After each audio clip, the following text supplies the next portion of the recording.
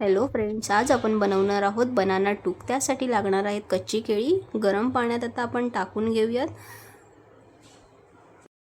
आणि 15 मिनिटं आपण ही शिजवून घेऊयात। केळी शिजल्यानंतर याचा कलर बदलून थोडा काळसर होईल। तुम्ही आता हे बघू शकता। आता आपली केळी शिजलेली आहेत। आता ही सगळी केळी आपण बाहेर काढून घेऊ। गॅस बंद केलेला आहे। ही रेसिपी खायला टेस्टी होते आणि फार क्रंचीही होते। तुम्ही ही रेसिपी कधी बनवली आहे का? कमेंट करून मला नक्की सांगा। केळी थोडी थंड झाल्यावर आता आपल्याला याचे साल काढून घ्यायचे आहेत।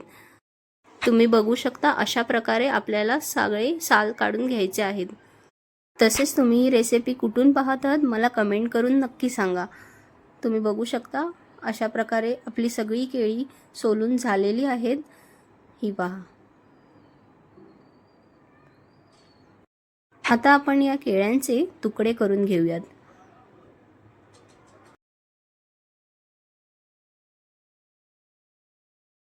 आपल्याला या साईजमध्ये तुकडे कट करून घ्यायचे आहेत।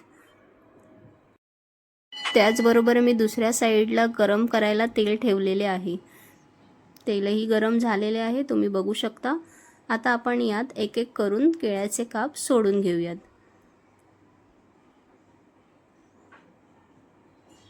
पाच मिनिटं आपण शिजल्यानंतर केळ्याचे काप तुम्हाला असे दिसतील।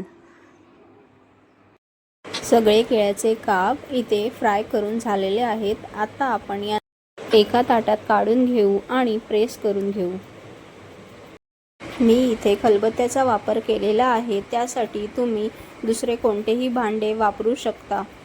हलक्या हाताने केळ्याचे काप प्रेस करून घेऊया। केळ्याचे काप जास्त प्रेस करायचे नाहीयेत। तुम्ही बघू शकता, अशा प्रकारे तुम्हाला प्रेस केल्यानंतर दिसतील। आता आपले सगळे काप प्रेस करून झालेले आहेत। आता आपण पुन्हा तळून घेऊयात।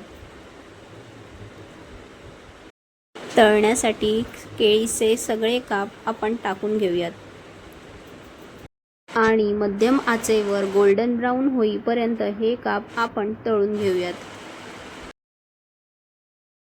तुम्ही बघू शकता, गोल्डन ब्राउन किती छान फ्राय झालेले आहेत।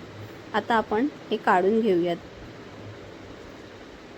ही रेसिपी कशी वाटली कमेंट करून नक्की सांगा। तुम्ही बघू शकता किती क्रिस्पी हे झालेले आहेत। रेसिपी जर तुम्हाला आवडली असेल तर लाईक्स, शेअर आणि कमेंट नक्की करा। आणि हो, सर्व करताना पेरी पेरी मसाला नक्की टाका। Thanks for watching.